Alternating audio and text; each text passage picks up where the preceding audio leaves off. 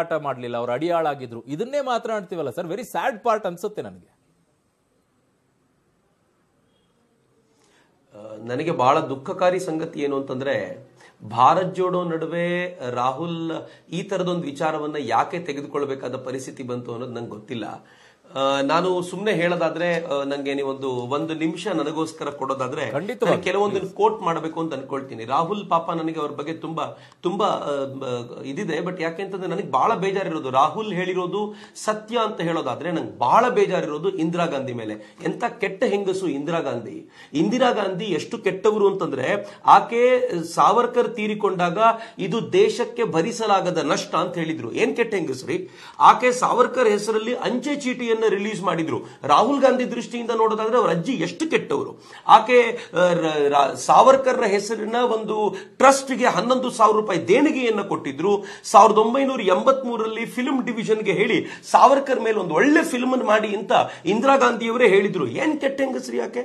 ಬರೀ ಇಷ್ಟೇ ಅಲ್ಲ, ನ್ಯಾಯಮೂರ್ತಿಯಾಗಿದ್ದ MC ಛಾಗ್ಲಾ ಅವರು ಯಾರನ್ನ ಮುಂದೆ ನೆಹರೂರವರು ವಿಶೇಷವಾಗಿ ಆಯ್ಕೆ ಮಾಡಿ ತಾವು ಶಿಕ್ಷಣ ಸಚಿವರು ಆಗಬೇಕು ಅಂತ ಹೇಳಿದ್ರು, ಆ MC ಛಾಗ್ಲಾ, ಮೊಹಮ್ಮದ್ ಛಾಗ್ಲಾ ಅವರು ಸಾವರ್ಕರ್ ಕಷ್ಟಪಟ್ಟು ನಿರ್ಮಿಸಿದ್ದ ಬುನಾದಿಯಿಂದಲೇ ಗಾಂಧೀಜಿಯವರ ಅನೇಕ ಪ್ರಯಾಸಗಳು ಆನಂತರದ ದಿನಗಳಲ್ಲಿ ಸಫಲಗೊಂಡವು ಅಂತ ಹೇಳಿದ್ರು.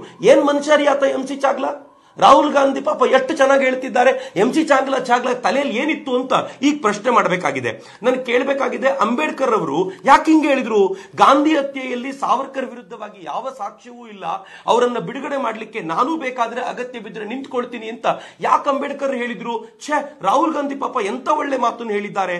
ನನಗೆ ಪ್ರಶ್ನೆ ಮಾಡಬೇಕಾಗಿರೋದು ಕಮ್ಯುನಿಸ್ಟ್ ಲೀಡರ್ ಆಗಿದ್ದಂತ ಶ್ರೀಪಾದ್ ಡಾಂಗೆ ಹೇಳ್ತಾರೆ, ವಸಾಹತುಶಾಹಿ ವಿರೋಧಿಗಳಲ್ಲಿ ಅಗ್ರಣಿಯಾಗಿದ್ದವರು ಸಾವರ್ಕರ್ ಅಂತ. ವಸಾಹತುಶಾಹಿಗಳ ಈ ಯಾರು ಕ್ಯಾಪಿಟಲಿಸ್ಟ್ ಗಳಿದ್ದಾರೋ ಅವರ ವಿರುದ್ಧ ಹೋರಾಟದಲ್ಲಿ ಅಗ್ರಣಿಯಾಗಿರುವುದು ಸಾವರ್ಕರ್ ಅಂತ. ಶ್ರೀಪಾದ್ ಡಾಂಗೆ ಎನ್ನುವಂತ ಕಮ್ಯುನಿಸ್ಟ್ ಲೀಡರ್ಗೆ ಎಂತ ತಲೆ ಕೆಟ್ಟಿದೆ. ರಾಹುಲ್ ಗಾಂಧಿ ಎಷ್ಟು ಬುದ್ಧಿವಂತ. ನಾನು ಸುಮ್ಮನೆ ಕೇಳಬೇಕಾಗಿರೋದು ಡಾಕ್ಟರ್ ರಾಧಾಕೃಷ್ಣರನ್ನ. ಇಡೀ ಜಗತ್ತು ಗೌರವಿಸುತ್ತೆ, ಆ ಜಗತ್ತಿಗೆ ತಲೆ ಕೆಟ್ಟಿದೆ ರೀ. ರಾಧಾಕೃಷ್ಣನ್ ರವರು ಸಾವರ್ಕರ್ ತೀರಿಕೊಂಡಾಗ ಗೌರವದ ಶ್ರದ್ಧಾಂಜಲಿಯನ್ನ ಯಾಕೆ ಸಮರ್ಪಿಸಬೇಕಿತ್ತು? ಒಬ್ಬ ಹೇಡಿಯಾಗಿದ್ದ ಸಾವರ್ಕರ್ಗೆ, ರಾಹುಲ್ ಗಾಂಧಿಯ ದೃಷ್ಟಿಯಿಂದ ಹೇಡಿಯಾಗಿದ್ದ ಸಾವರ್ಕರ್ಗೆ ರಾಧಾಕೃಷ್ಣನ್ ಯಾಕೆ ಶ್ರದ್ಧಾಂಜಲಿ ಸಮರ್ಪಿಸಬೇಕಿತ್ತು? ನಾನು ಇನ್ನೊಂದನ್ನು ಕೋಟ್ ಮಾಡಬೇಕು ನಿಮಗೆ. ಆಶ್ಚರ್ಯ ಅನ್ಸುತ್ತೆ ಹೇಳಿದ್ರೆ, ಭಾರತದಿಂದ ಇಂಗ್ಲಿಷರ ಉಚ್ಚಾಟನೆಯಾಗಬೇಕು ಅನ್ನುವಂತ ಸ್ಪಷ್ಟತೆ ನನಗಿಂತ ಮುಂಚೆ ಪಡೆದವರು ಸಾವರ್ಕರ್. ಭಾರತವನ್ನು ಪ್ರೀತಿಸಿದ ತಪ್ಪಿಗೆ ಅವರು ಇವತ್ತು ಅಂಡಮಾನಿನ ಬಂಧನದಲ್ಲಿದ್ದಾರೆ. ನ್ಯಾಯಯುತವಾದ ಸರ್ಕಾರ ಇವತ್ತೇನಾದರೂ ಇದ್ದಿದ್ರೆ ಅವರು ಇಲ್ಲಿ ಅತ್ಯುನ್ನತ ಪದವಿಯಲ್ಲಿ ಇರ್ತಾ ಇದ್ರು. ಸಾವರ್ಕರ್ ಸೋದರರ ದುರ್ಭರ ಪರಿಸ್ಥಿತಿ ನನ್ನನ್ನು ಉದ್ವಿಗ್ನಗೊಳಿಸಿದೆ. ಹೇಳಿದವರು ಯಾರು ಗೊತ್ತಾ?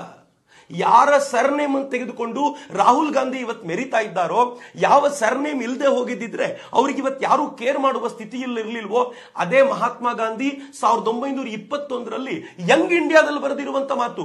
ಮಹಾತ್ಮ ಗಾಂಧೀಜಿಗೆ ತಲೆ ಕೆಟ್ಟಿದೆಯಲ್ರಿ. ಸಾವರ್ಕರ್ ಬಗ್ಗೆ ಇಷ್ಟು ಒಳ್ಳೆ ಮಾತನ್ನ 1921 ಬರೆದಿರೋದಿದು.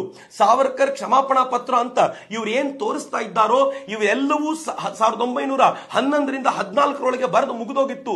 ಆದ್ರೆ 21ರಲ್ಲಿ ಮಹಾತ್ಮ ಗಾಂಧೀಜಿ ಹೇಳ್ತಾರೆ, ಅವರ ಪರಿಸ್ಥಿತಿ ನನ್ನನ್ನ ದುರ್ಬಲಗೊಳಿಸ್ತಾ ಇದೆ, ಬಹಳ ದುಃಖ ಉಂಟು ಮಾಡ್ತಾ ಇದೆ ಅಂತ ಅವ್ರು ಹೇಳ್ತಾರೆ.